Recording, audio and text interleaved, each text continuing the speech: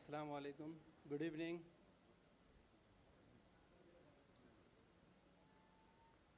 यहाँ मौजूद तमाम ऑडियंस को देख करके बहुत खुशी हो रही है कि इर्रेस्पेक्टिव ऑफ रिलीजन, कास्ट, हम लोग सब जमा हुए हैं। मैं कोई मुखर्रिर और तकरीर करने वाला तो हूँ नहीं, मैं एक दुनियाई एतबार से एक डॉक्टर हूँ। तकरीरें तो आपके सामने ये लोग पेश करेंगे, मैं तो अपना दुख सुनाने के लिए आपके सामने खड़ा हूँ। और मेरी बात थोड़ी सी हिंदी उर्दू में रहेगी, थोड़ी मराठी में और कुछ इंग्लिश में। कुछ दिन पहले मैंने एक सकाळ में एक छोटा सा आर्टिकल लिखा था, उसको मैंने पहले सुना देता हूँ, उसके बाद कुछ तशरीह करूँगा और फिर समराइज़ करेंगे। शंभरदा बाग दरवळली, शंभरदा बहार आली, दुनियाची तीच चमक धमक, मनाचं तेच एकाकीपण। मनाला शांती अध्यात्माशिवाय नाही। अध्यात्म काय आहे? कोणतंही पुस्तक गुरु महाराजांचं वाचून अध्यात्म वाचल्यासारखं नाही आहे। अध्यात्म काय आहे? निर्माता आणि निर्मित मधला फरक समजणे। एक निर्माता आहे, त्यांनी हे विश्वाचं निर्माण केलेलं आहे, त्या निर्मात्याला ओळखणं आणि मी निर्मित आहे, माझे लिमिटेशन्स काय आहे ते समजणं। निर्माता आणि निर्मित मधला फरक समजणे, आपल्या निर्मात्याला ओळखणे, त्याच्या आज्ञेचं पालन करून जीवन जगणे, ह्या क्षणभंगूर जीवनाचा धोका समजणे, त्याच्या परीक्षेला सामोरं जाऊन चांगल्या फळाची अपेक्षा करणं, हा जीवनाचा सार आहे। ह्या जगातलं यश हे यश नव्हे, ती परीक्षा आहे। आणि अपयश नसून तीही एक परीक्षा आहे। निकाल तर परीक्षा संपल्यानंतरच लागतो। एका महिन्याच्या कष्टानंतर ईदचा आनंद साजरा करायला मिळतो आणि आपल्याला हा संदेश देतो की ह्या कष्टदायी जीवनात उत्तम कामगिरी केल्यास मरणोपरी आपल्या निर्मात्याकडून भरपूर आणि अनंतकालीन मोबदला मिळेल। त्याच्या आज्ञेचं पालन करून जीवन जगाल तर आतून गोडवा जाणेल आणि मनाला खरी शांती लाभेल। ह्या ओळी मी स्वतः लिहिल्या होत्या आणि ह्या माझ्या स्वतःचे विचार नाही आहेत, हे पैगंबर मोहम्मद सल्लल्लाहु अलैहि वसल्लमचा आदर्श आहे आणि त्यांची शिकवण आहे। ये दुनिया की ज़िंदगी बहुत मुख्तसर सी है, ये छोटी सी ज़िंदगी है, ये ख़त्म होने वाली ज़िंदगी है। एवरेज लाइफ स्पैन हमारी ज़िंदगी का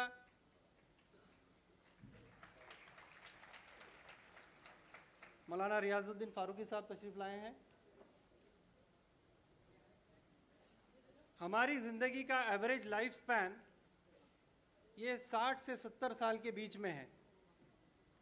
ये छोटी सी ज़िंदगी में हम कहाँ से आए हैं, अभी कुठून आलोत, पुढे कुठे जाणार आणि इथे काय करायचं, हे 3 बेसिक प्रश्न आहेत आमचे।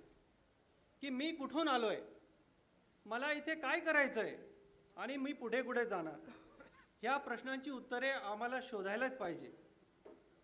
ये छोटी सी ज़िंदगी में हमको करना क्या है? हम अपनी मर्जी से दुनिया में नहीं आए हैं, न हम अपनी मर्जी से इस दुनिया से जाएंगे, तो फिर क्यों कर हम ये ज़िंदगी अपनी मर्जी से गुजार सकते हैं? हम हमारी निर्माता, हमारे क्रिएटर की मर्जी से इस दुनिया में आए हैं और क्रिएटर की मर्जी से ही इस दुनिया से जाएंगे और क्रिएटर की मर्जी से ही हमको इस दुनिया की ज़िंदगी को गुजारना पड़ेगा। ये दुनिया की ज़िंदगी चंद रोज़ा है।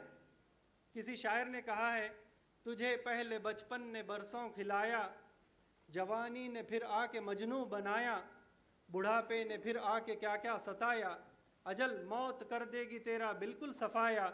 इसलिए कहा जगह दिल लगाने की दुनिया नहीं है, ये इबरत की जा है, तमाशा नहीं है। बचपन हमारा खाते गुजर जाता है, कित्येक वर्ष फक्त आपल्या खाण्यामध्ये चाललंय, चॉकलेट खातोय, हे पाहिजे ते पाहिजे ते पाहिजे, दिवसभर फक्त खायला पाहिजे आणि खेळायला पाहिजे। बचपन इसमें गुजर जाता है।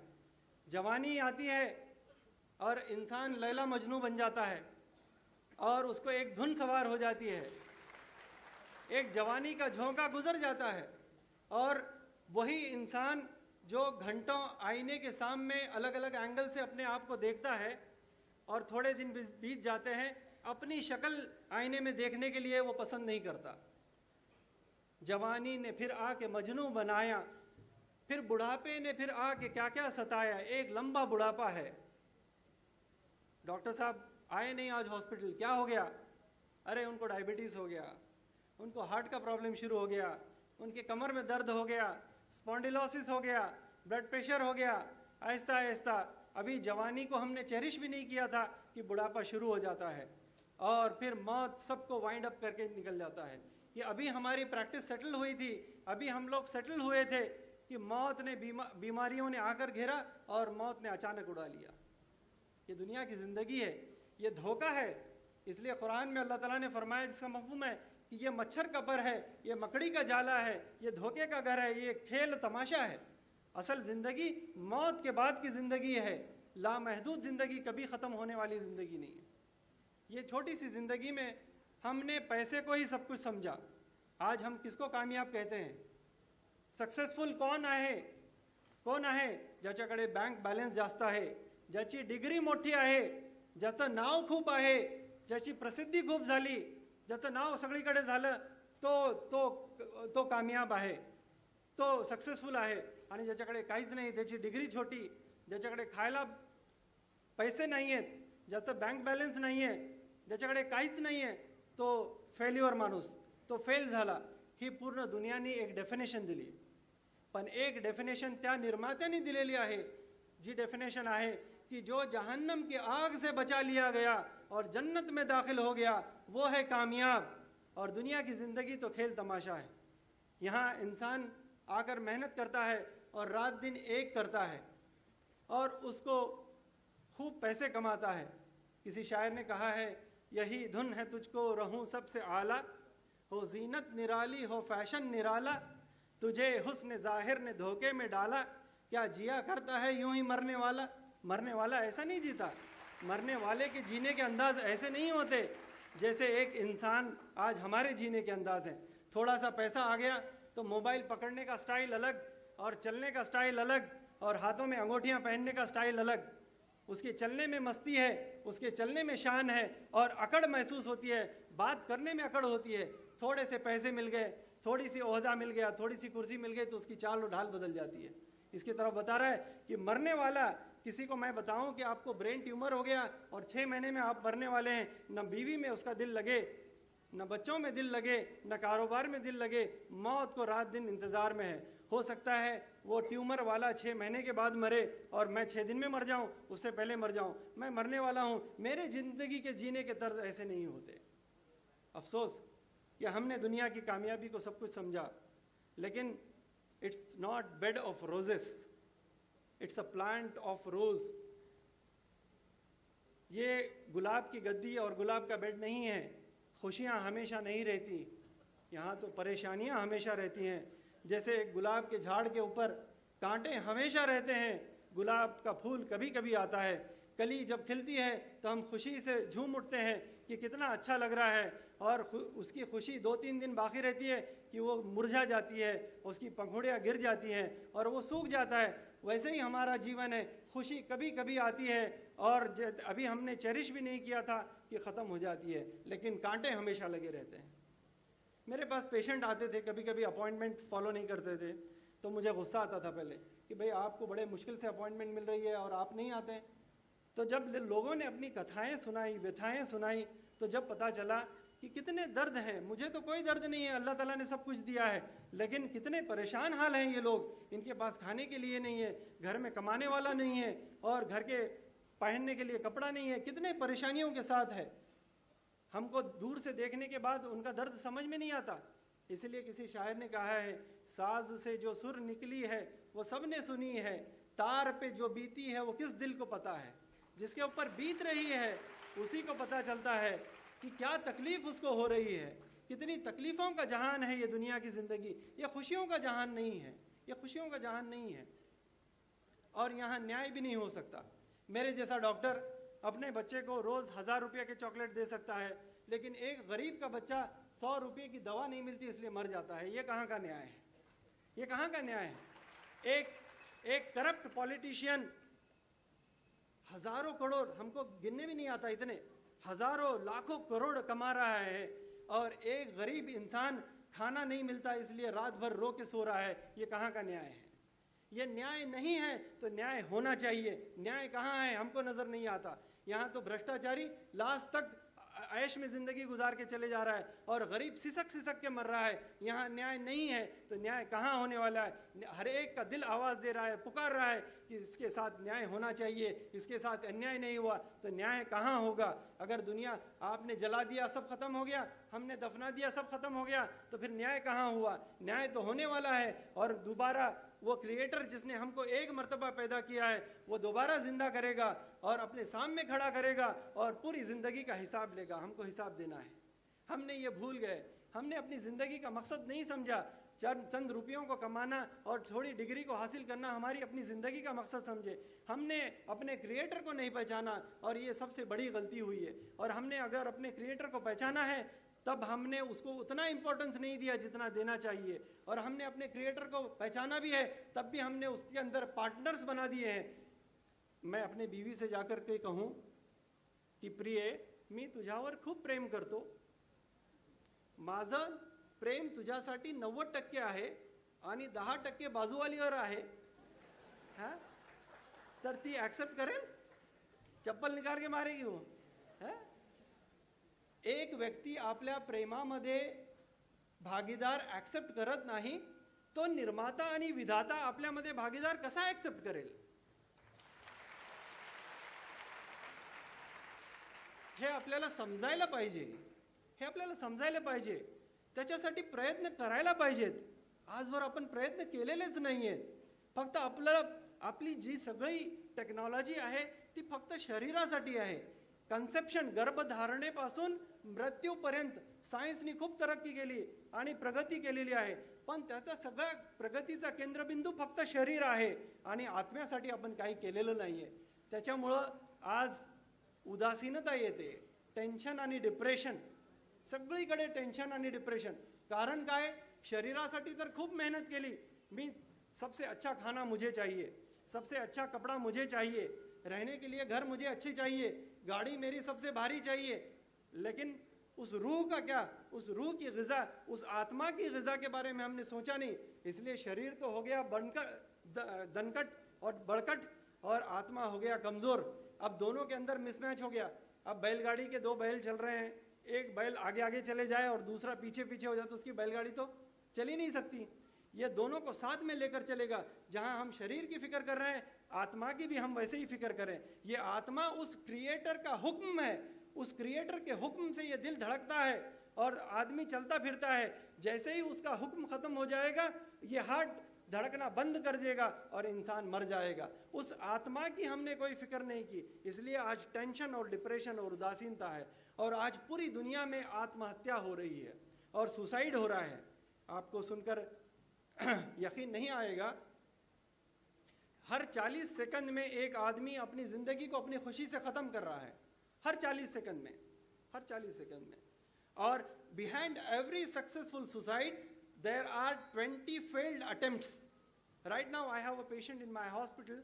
She tried to hang herself but had a fall and was brought to my hospital and she survived.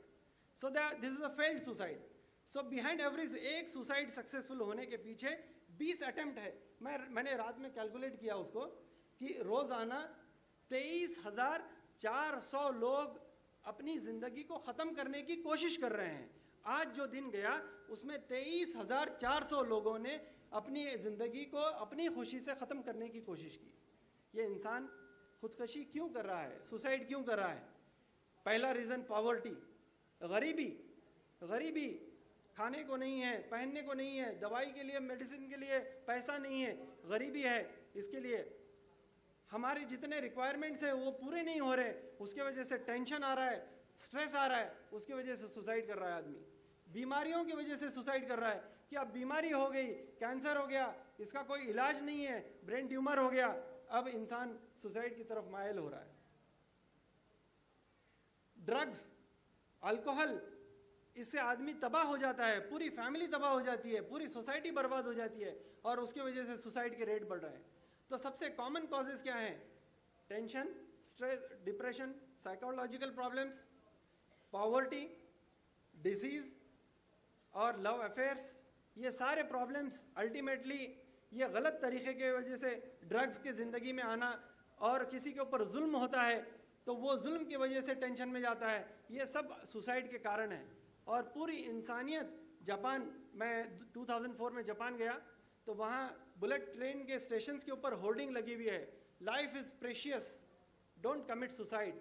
क्योंकि वहाँ it's a country where technology is far ahead but it has highest rate of suicide, highest rate of suicide Japan में। ये इंसान अपनी ज़िंदगी को ख़त्म कर रहा है, और कारों में बंद होकर के कार्बन मोनोऑक्साइड यानी चारकोल अंदर जलाया जा रहा है, उससे कार्बन मोनोऑक्साइड रिलीज हो रहा है, उससे हैलुसिनेशंस हो रहे हैं, और प्लेजेंट मौत आ रही है। मौत को पाने के लिए, अपने आप को ख़त्म करने के लिए वहाँ एक ग्रुप्स बन रहे हैं, इंटरनेट के ऊपर सुसाइड के ग्रुप्स बन रहे हैं और अपनी ज़िंदगी को ख़त्म कर रहे हैं। ये क्यों हो रहा है? क्योंकि उनको ज़िंदगी का मकसद नहीं मालूम, उस क्रिएटर को नहीं पहचानते जिसने हमको भेजा है इस दुनिया के अंदर। हमको यहाँ क्या करना है हमको नहीं मालूम, आगे क्या आने वाला है हमको नहीं मालूम। हमारी मिसाल तो उस मुसाफिर की जैसी है जो स्टेशन पे खड़ा है, स्टेशन का चप्पा चप्पा उसको मालूम है, लेकिन ये नहीं मालूम कि ये ट्रेन कहाँ से आ रही है और कहाँ जाने वाली है, तो उसके नॉलेज का उसको कोई फ़ायदा नहीं है। उसी तरीके से हमको कंसेप्शन से लेकर डेथ तक सारा नॉलेज है, लेकिन हम कहाँ से आए हैं, हमको यहाँ क्या करना है और आगे कहाँ जाने वाले हैं, अगर ये नहीं मालूम तो ज़िंदगी का हमको मकसद नहीं मालूम। प्रोफेट मोहम्मद सल्लल्लाहु अलैहि वसल्लम इस दुनिया में आए, अल्लाह ताला ने उनको भेजा, हमारे क्रिएटर ने उनको भेजा, हम सब के क्रिएटर ने हमको भेजा। हम सब का क्रिएटर एक है, क्योंकि हमारी नाक, हमारी आँख, हमारे कान एक जैसे हैं, हमारी बायोलॉजी, हमारी फिजियोलॉजी, हमारी बायोकेमिस्ट्री, हमारी सारे स्ट्रक्चर और फंक्शन एक जैसे हैं। तो हमारा निर्माता भी एक है, और हम मरने के बाद भी एक ही क्रिएटर के पास जाएंगे और उसके पास खड़ा होंगे और पूरी ज़िंदगी का हिसाब लेंगे। लोग पूछते हैं कि दफनाने के बाद तो वहाँ हड्डियाँ निकलती हैं और जलाने के बाद तो राख हो जाती है, ये कैसा खड़े करें? हमको इस गंदे पानी से, और कोई चीज़ हमारे पास नहीं थी तो उसने हमको क्रिएट किया। क्या वो क्रिएटर जिसने किसी चीज़ के बगैर हमको क्रिएट किया, वो दोबारा हमारे पार्ट्स को एक जगह जमा करके फिर से क्रिएट नहीं कर सकता? वो दोबारा हमको क्रिएट करेगा और ज़िंदगी का हिसाब लेगा। पूरी ज़िंदगी का हिसाब उसके सामने देना है। अगर एक गरीब को ये मालूम हो जाए कि प्रोफेट सल्लल्लाहु अलैहि वसल्लम ने कहा कि जो दुनिया में मेरे से कम माल के ऊपर राज़ी था, मैं आखिरत में मरने के बाद की जो ज़िंदगी है उसमें कम आमाल के ऊपर उससे राज़ी होऊंगा और बग़ैर हिसाब किताब के उसको अगर जन्नत में भेज दूंगा, तो वह आदमी खुशी से, गरीबी से परेशान नहीं होगा, बल्कि खुश होगा कि दुनिया की ज़िंदगी तो कैसे भी गुजर जाएगी, लेकिन आखिरत में बग़ैर हिसाब किताब के जन्नत मिलेगी और हमेशा की कामयाबी मिलेगी। कौन आदमी है जो बीमार, गरीबी की वजह से सुसाइड करे? कोई नहीं करेगा। अगर बीमार को ये पता चल जाए कि इस बीमारी के ऊपर अगर वो सब्र करे तो उसको खबर में आज़ाब नहीं होगा और बग़ैर हिसाब किताब के जन्नत में जाएगा, तो वो उसको बर्दाश्त करेगा और जन्नत के इंतज़ार में रहेगा। और एक जिसके ऊपर जुल्म हुआ है, उसको जब मालूम हो जाएगा प्रोफेट सल्लल्लाहु अलैहि वसल्लम की तालीम कि मज़लूम की दुआ के बीच में कोई चीज़ हायल नहीं, वो डायरेक्ट अल्लाह तक पहुँचती है। मज़लूम शायद चाहे अल्लाह को नहीं भी मानने वाला है, लेकिन मज़लूम की बद्दुआ या दुआ डायरेक्ट अल्लाह ताला सुनते हैं और उसको पूरा करते हैं। तो कोई मज़लूम अपने आप को कम नहीं समझेगा, बल्कि सब्र और पेशेंस के साथ काम करेगा। ठीक उसी तरह जैसे मैंने तकरीबन 15 साल अपने हॉस्टल लाइफ में गुजारे, अपने माँ बाप से दूर, खाना टाइम पे नहीं, सोने को नहीं, लेकिन सामने एक था कि करियर था सामने कि मैं एक डॉक्टर बनूंगा और सोसाइटी में एक इज्जत होगी, रेस्पेक्ट होगी, मैं लोगों के काम आऊँगा। ये जब विजन था तो वहाँ सारी तकलीफ़ें मेरे को बर्दाश्त करना बहुत आसान थी। उसी तरीके से हम दुनिया में रहते हैं और ये सारे दुखों का सामना करना पड़ रहा है और परेशानी हो रही है। अगर इन सब को बर्दाश्त करते हुए सब्र के साथ इस दुनिया से जाएंगे तो वहाँ हमको जन्नत मिलेगी और हमेशा की कामयाबी मिलेगी। तो बताओ, हमको भी ये दुनिया हॉस्टल की लाइफ नज़र आएगी और उसको वहाँ की परेशानी बर्दाश्त करना हमारे लिए बहुत आसान हो जाएगा। फिर कौन कावर्ड है, कौन भित्रा है जो आपला जीवन आपल्या मर्जीने संपवेल? कोणी नाही, कोणी नाही। इसके लिए पैगंबर सल्लल्लाहु अलैहि वसल्लम ने एक रास्ता दिखाया है, जो रास्ता पूरी इंसानियत के लिए है, हर एक के लिए है, कि हमारा क्रिएटर है, हमारा खालिक और मालिक है, और उसने हमको बनाया है। यहाँ हम एग्ज़ाम हॉल में बैठे हुए हैं, हमारे अलग अलग पेपर्स हैं, एक स्टिपुलेटेड टाइम में हमको एग्ज़ाम परफॉर्म करना है। हम ये नहीं देखेंगे कि एग्ज़ाम हॉल में एसी लगा हुआ है कि नहीं लगा हुआ है, हम तो ये देखेंगे कि हमारे पेपर अच्छे जा रहे हैं कि नहीं जा रहे हैं। अगर पेपर अच्छे जा रहे हैं तो अंदर सुकून है, अगर पेपर अच्छे नहीं जा रहे हैं, एसी पंखे सारे चीज़ें हैं, लेकिन अंदर से रेस्टलेसनेस है। 100 बार चमन महका, 100 बार बहार आई, दुनिया की वही रौनक, दिल की वही तन्हाई, जिसका मराठी ट्रांसलेशन मैंने पहले किया था। तो इस दिल की तन्हाई को दूर करना है और हमेशा की कामयाबी को हासिल करना है।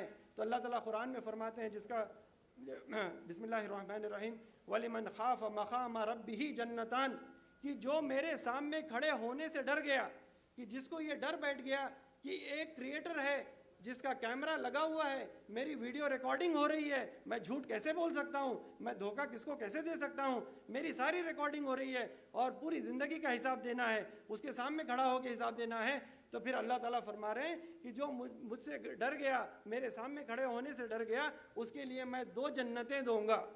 एक दुनिया में जन्नत दूंगा, चैन और सुकून उसके अंदर आएगा और इज्जत के साथ इस दुनिया में ज़िंदगी गुजारेगा। हालात की कमी बेशी उसको डिस्टर्ब नहीं करेगी, अंदर का पीस ऑफ माइंड उसके पास रहेगा, उसको इंसोम्निया के लिए नींद की गोलियां खाने की ज़रूरत नहीं पड़ेगी। इकोनॉमिक्स का कितना फ़ायदा होगा, पूरी इंसानियत अब जो सुसाइड कर रहे हैं उसकी वजह से जो इकोनॉमिक लॉसेस हैं वो मिलियंस ऑफ डॉलर्स है, जितने नींद की गोलियों के ऊपर खर्चा हो रहा है वो बिलियंस ऑफ डॉलर्स है, वो सारे पैसे हमारे बच जाएंगे और उसको हम कंस्ट्रक्टिव काम में लगा सकते हैं। दुनिया में भी चैन और सुकून मिलेगी, यहाँ भी जन्नत मिलेगी, और मरने के बाद जो हमेशा हमेशा की ज़िंदगी है उसके अंदर भी हमको जन्नत मिलेगी और हमेशा की कामयाबी मिलेगी। इसलिए आप सबसे गुजारिश है कि मैं भी प्रॉफिट सल्लल्लाहु अलैहि वसल्लम के टीचिंग्स को समझूं और उसके हिसाब से अपनी ज़िंदगी को गुजारूं, और आप भी उनके टीचिंग्स को समझिए और अपनी ज़िंदगी उस एतबार से गुजारने की कोशिश करें। धन्यवाद, शुक्रिया।